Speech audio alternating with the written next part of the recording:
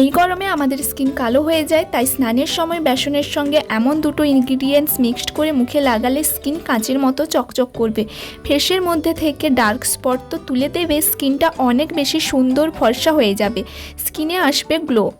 Hello everyone, আমি অদিতি, আমার YouTube channel দিতি বিউটি ওয়ার্ল্ডে তোমাদের সবাইকে স্বাগত। হোপফুলি তোমরা সবাই অনেক ভালো আছো।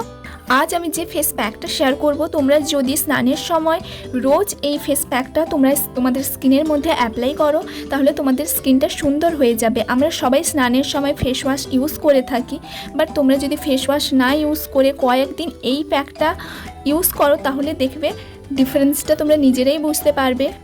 অনেকের সঙ্গে এই প্রবলেমটা হয়ে থাকে, নামি দামি ব্র্যান্ডের ফেস ওয়াশ ইউজ করেও স্কিনের মধ্যে কোনো ডিফারেন্স দেখতে পায় না। বাট তোমরা যদি এটা ইউজ করো, কিছুদিন ইউজ করার পর তোমরা তোমাদের স্কিনের মধ্যে ডিফারেন্সটা দেখতে পাবে। আর এটা অল স্কিন টাইপের জন্য।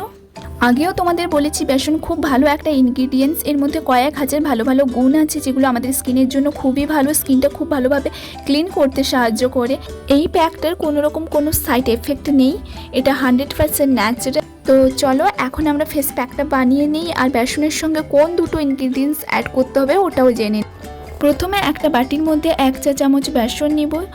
বেসন আমাদের স্কিনের জন্য খুবই ভালো। এর মধ্যে 1/2 চা চামচ কফি পাউডার দিব। আর আমাদের লাগবে আলুর রস। আলুটাকে আমি এইভাবে কুড়িয়ে নিয়েছি, এরপর এর মধ্যে থেকে আমি জুসটা বের করে নিব। এবার এই সব কটা ইনগ্রিডিয়েন্টসকে ভালোভাবে মিক্সড করে একটা স্মুথ পেস্ট বানিয়ে নিতে হবে। আর এই পেস্টটা বানানোর সময় তোমাদের যদি মনে হয় আর একটু জল দিতে হবে, তাহলে তোমরা একটু জল দিতে পারো।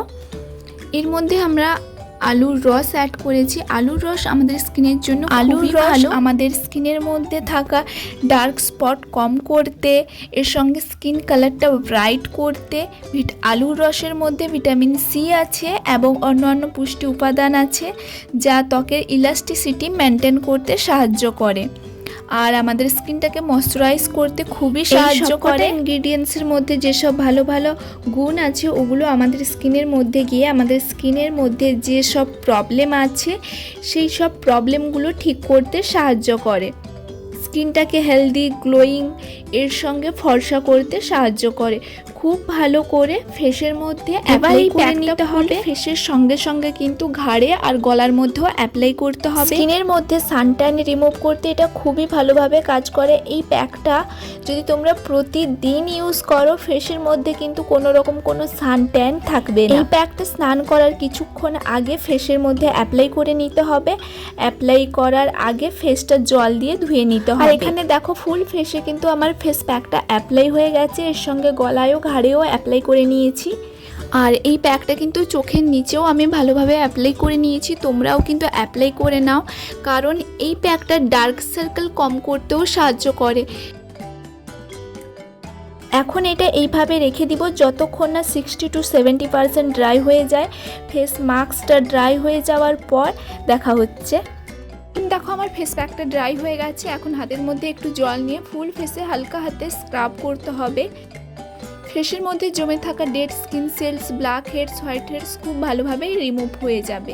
তো 2 থেকে 3 মিনিট হালকা হাতে স্ক্রাব করার পর আমি নর্মাল জল দিয়ে ফেস ওয়াশ করে নিব।